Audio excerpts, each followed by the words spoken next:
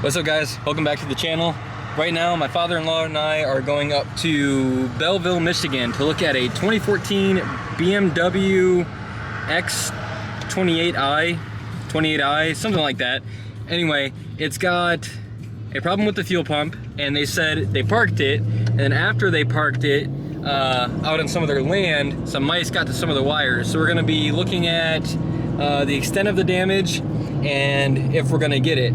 It's a nice looking BMW. We're going to get some pictures and videos and look at the rust and everything like that, and see how it goes. I'm thinking it's going to be a good one. It's going to be a lot of rewiring, a lot of stuff we haven't done so far on the channel. We've done a little bit of rewiring on the Equinox. I did a couple weeks ago, but other than that, nothing major. But we are going to hook up a battery to it, or jumper cables, and we're going to scan the computer to make sure that the only issue was the high pressure fuel pump. It's a very common issue with those vehicles. I already researched it earlier. And so without further ado, let's get into the video. I don't want to bore you to death with this.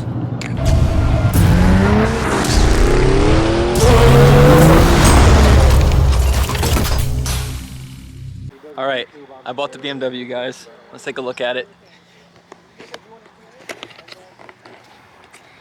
It's a 2014 28i.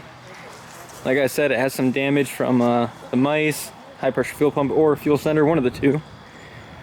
We're gonna come back tomorrow, we're gonna pick it up, and we're gonna take it home, and we'll get to work on it. I'm gonna order some parts tonight, anything that could see that we needed. It looks pretty nice.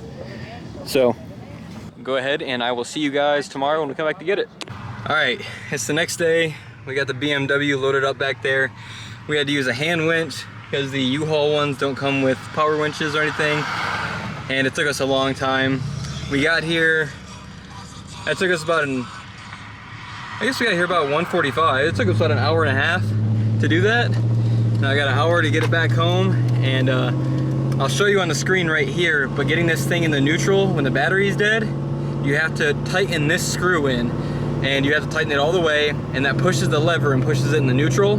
And then when you're done, you have to unscrew it and release that lever again. But we're gonna go ahead and get this drive going, and I'll see you all in a minute. All right, guys, I got the BMW back home. As you can see, I'm inside of it.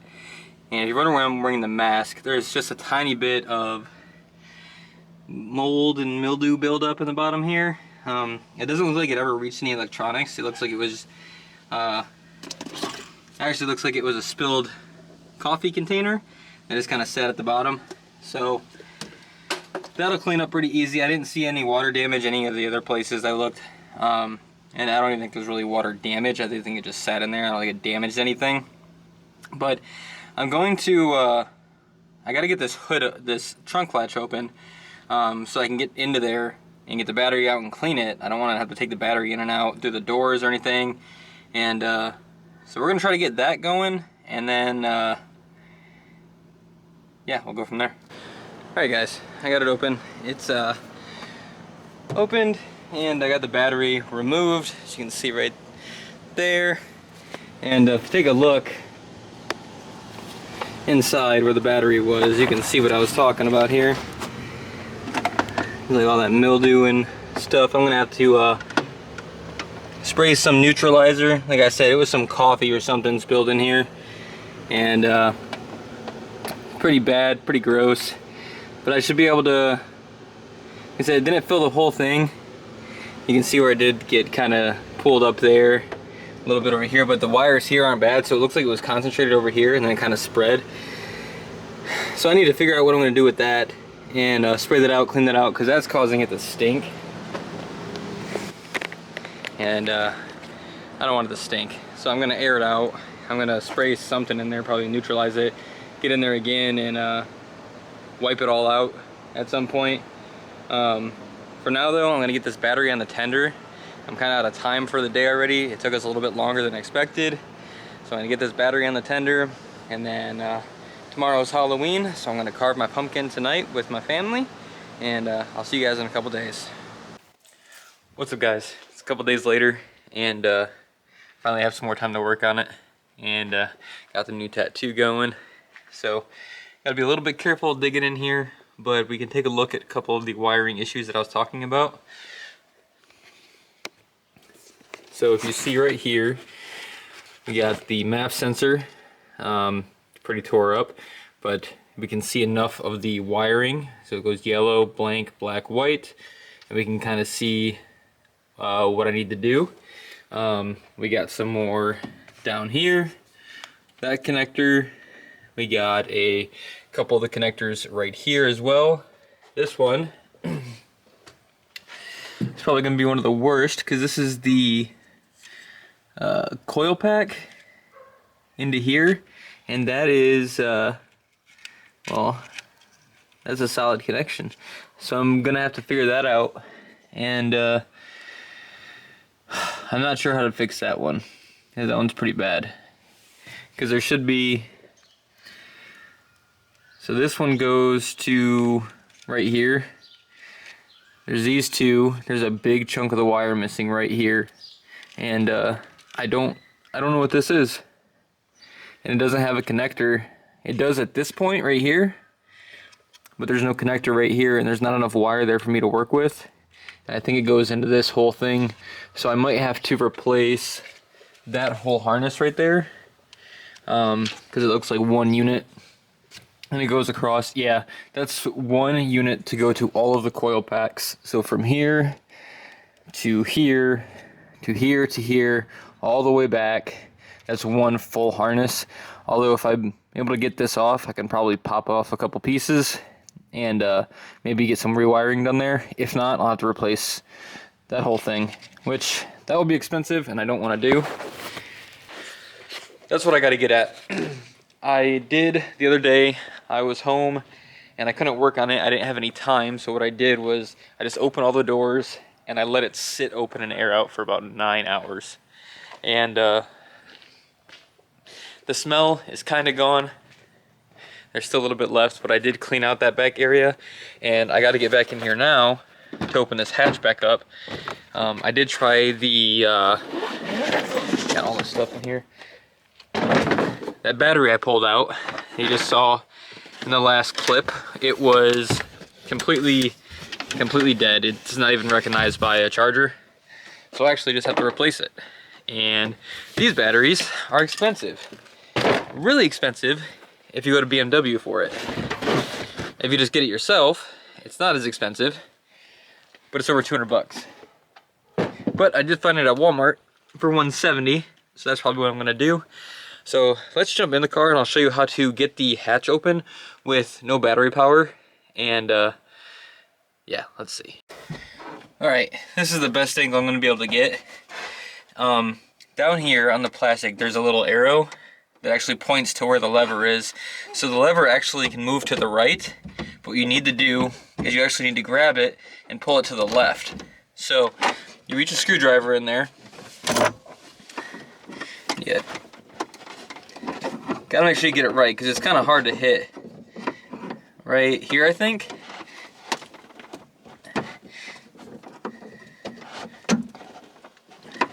Yeah, I struggled with this a bunch the first time I had to do this.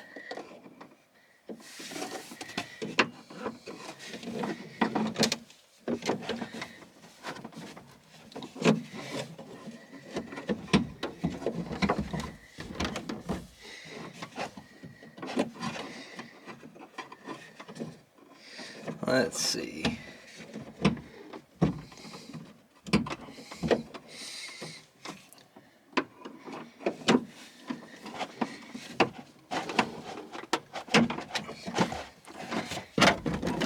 There we go. That's all it took. When it's actually locked and the mechanism is working, it actually makes a really loud clicking noise, or like a thunk. But it wasn't fully engaged. I just shut it enough because if it was gonna rain, and a little bit difficult, but I will let that I'll let that air out some more now. Of these wires are white, red, and white, black, and yellow. So I'm probably just gonna go to the store and pick up white, yellow, and black wiring. and then maybe some red as well. Just some small spools of it to use on these to keep the color matching, keep it simple for myself. And then whatever I don't, like down here there's a little bit of a green one. I just use yellow to green in those scenarios. So that's the other thing I got, is I got a depinning kit so I can undo those harnesses, because I was just gonna order the plugs online with wire already attached, but they don't even, nobody does that for these. They just sell the connectors, so I'd have to rewire anyway. So I bought a kit of, I don't wanna drop this, but all these different ends and the depinning tools. So I'm gonna go ahead and grab like a small one just to get practice on, depin it, and then repin it with some new wiring. And then from there, I should be able to make sure I have solid connections. I can just test continuity, plugging in one end and then touching the wire on the other before I hook it back up to the car and solder it together. Check my work. I got a meter right here, so that should be fine. I'm gonna get started on the depinning first, and then I'll go to the store, probably go to Harbor Freight and get the wiring. I probably have to go to Walmart too because it's the battery. All right, if any of you are curious on these connectors, you can pop open this portion here, hold the metal pieces down. Let's see if I can zoom in on that for you guys. I want to zoom in properly, but those little metal pieces you can hold down, and then you can pull the piece out, and you get them out, they look like this. Very hard to see, but there's 4 sides, and it holds the prong from the connector, or from the whatever you're connecting to. In this case, this is the MAF sensor, so there's 4 prongs, and it connects in and goes around, and that's this wire is connected to this. And what this is really is just 2 of these. Just these 2 pieces and plus some wire. So it's that metal piece and then a little plug. And I don't have exactly the same piece. Like I said, this has 4 walls, and the only one I have is 2. And I don't know if I put it in sideways. So if I make sure when I put it into the connector, it's like this. It's kind of hard to see, but the connector on each side here instead, and then it goes in like this, as opposed to up and down, left and right. Left and right will get a tighter clip, but it won't be all encompassing clip. And I don't know if I like that. The kit I ordered doesn't have any of these, and when I was looking online, I couldn't find out what this looked like before I did it. So I might hit Harbor Freight and see if they have anything there. I gotta go there anyway. Several hours later, we've done 3 connectors so far, and I'm on the 4th. I figured out how to get these out. It's not too bad once you figure it out. And they're kind of different to each connector, so it's been a little bit of a trial and error, but it's the same principle. You press the tab down, you pop it out. So what I'm doing is I'm pulling whatever wire's left, because I have to reuse the ones that are in the connectors. I'm having to reuse these. I could not find them. So I'm just pulling off the wiring that's on them, and then I'm taking other wire that's different color. I'm keeping track of it on my whiteboard right there, what goes to what. So all of my wire, for instance, my orange wire goes to the BMW yellow, blue goes to BMW black, and I'm keeping track of it that way so I don't ever cross wire anything. And we went to like 4 stores looking for similar color wire, and nobody had the correct gauge. Like, they had the same color, but it was all way too big. It would never fit in these. And so kind of just stuck with what I have.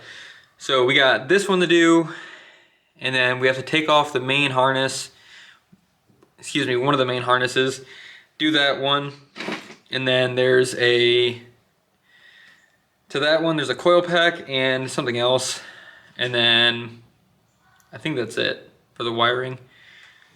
My father-in-law has a charger for that battery at his house, one of the old school that's just gonna pump it no matter what, so we're gonna try that one.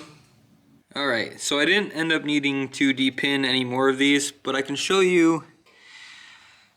It's hard to see on camera. Basically, you take a pin, press down the little tab in there, and then push it from the middle, and it would come out the back. Same thing on all of them, and then I was just reconnecting the wire and then just resoldering. So all I'm doing here is taking the soldering iron, heating up the wire, and then just applying the solder, and just making sure I get a nice, good whiff of the solder smoke. Not really, if you're doing this, please use ventilation. I am a total idiot. I'll agree. And that's it. Nice solder. We put a shrink wrap on it. We'll put one on this one as well. Shrink it down, and then we'll go to the car, and I'm going to connect it on there and plug it all in.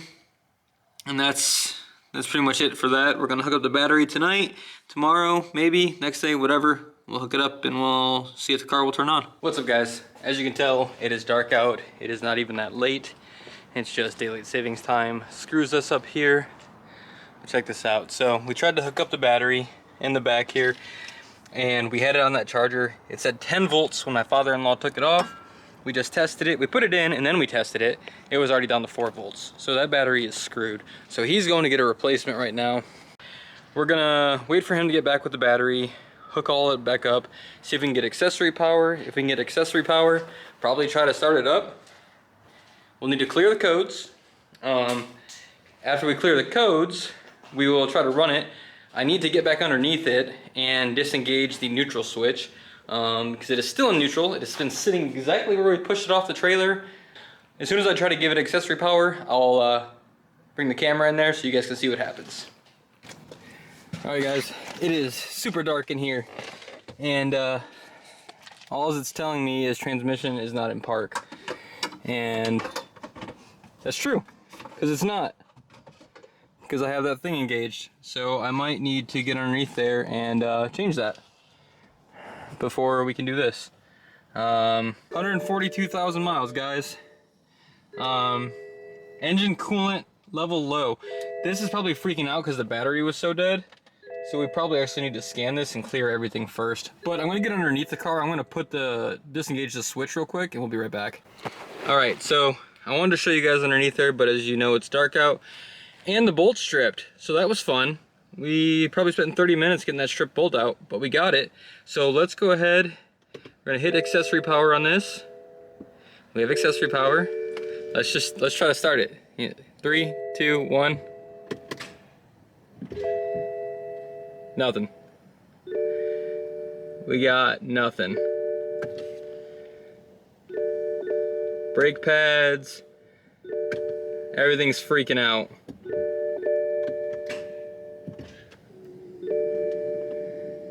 Yeah, we get freakouts everywhere. Let's see. I think we need to reset all the codes first. And after we reset the codes, then we'll try to start it again. All right, so we're scanning it right now, and we're getting some faults. I did try to start it, and it gave me an issue. Basically, the starter would engage, but it wouldn't crank. It's very possible there's safety mechanisms in place because of the dead battery. Like every other YouTube video you watch, the same thing. You need to go through and clear all these codes before you try to start it because there's all kinds of safety measures in place. Things like the high pressure fuel pump causing it to go into limp mode and not starting, things like that. So we're gonna go through all this, we're gonna clear all of the codes, and then we'll try again. It's done clearing. We got, let's see, we have a fault on the central gateway module and 2 faults on the dynamic stability control. It just sounds like the starter is bad. It might be. You guys hear that? I don't know if you guys can hear that. It's just, the starter just clicks. It doesn't do anything else. It literally, shut up. The door is open. But anyway, that's all it does. It just clicks, doesn't do anything else. I don't hear the motor from the starter try to engage, nothing. I guess we could try to get under there and take a look and see what it's doing, see if it's even actuating. Alright, so after all that, we did get a starter ignition fault after clearing the codes, which is cool. That means the starter is probably seized. Tomorrow we're gonna come back at it. We're gonna disassemble the top half of the engine, and not really top half, but just the ECU, the intake, everything like that. Then we'll get to the starter and we'll pull it out, we'll bump it ourselves, we'll see if we can get it to work. If not, we'll go get a replacement, bring it back. If the replacement doesn't fix the issue, I don't know, but we'll go from there. But hopefully this thing did sit for a couple months. Maybe the starter froze where it was. There was some dirt and mud caked up in there. We might even be able to take it out and free it up ourselves, because we could hear the click, like it trying to shoot out the, I don't know the exact words, but basically it's a motor with gears and it has like a piston and it comes, and that's what engages the flywheel. I don't know the exact terminology for that. But that's okay. We are going to, like I said, tomorrow, he's off of work at 2, so he's gonna come over and get started on it. And I'm off at 4:45. I'm working from home tomorrow. I will be out here immediately at 4:45. So I will see you guys in like 3 seconds. Let's go. All right, what's up, guys? We're, so in an effort to confirm the engine is able to turn over before we replace the starter, we're actually pulling out the spark plugs right now and then see if I can crank the engine by hand. And I got 3 out of the 4 out. Right now, there's some rubber from the boot stuck in there, and there's some rubber from the coil packs stuck in there. Now, if you look, a coil pack, ignition coil is like this. Harness plugs in here.